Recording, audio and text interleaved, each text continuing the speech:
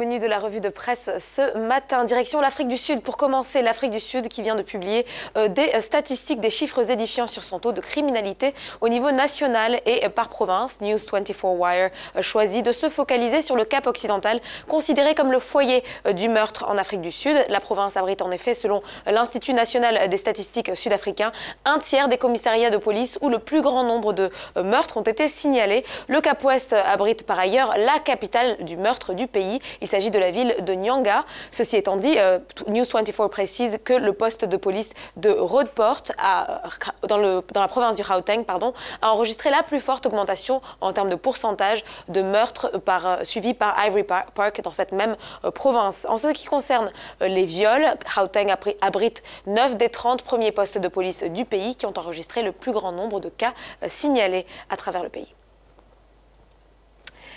On va aller en Tunisie à présent, j'ai du mal ce matin, où l'État se penche très sérieusement sur la question migratoire. La presse de Tunisie rapporte en effet que les missions diplomatiques et consulaires accréditées en Italie suivent de près la situation des migrants tunisiens sur place. Le ministre des Affaires étrangères, Remaïs Genaoui, a indiqué à Palerme que les migrants tunisiens, qui représentent 1% de l'ensemble des migrants irréguliers qui sont arrivés ces derniers temps en Italie. Et selon un communiqué du département des Affaires étrangères, il a été convenu d'explorer les possibilités de conclure un accord bilatéral organisant cette question migratoire de manière à répondre aux besoins du marché de l'emploi en Italie et à favoriser la création d'opportunités d'emploi pour les jeunes Tunisiens qui cherchent donc à partir en Europe. Parmi les possibilités évoquées, celle de l'augmentation des bourses universitaires et l'établissement de relations de coopération et de partenariat entre les universités des deux pays.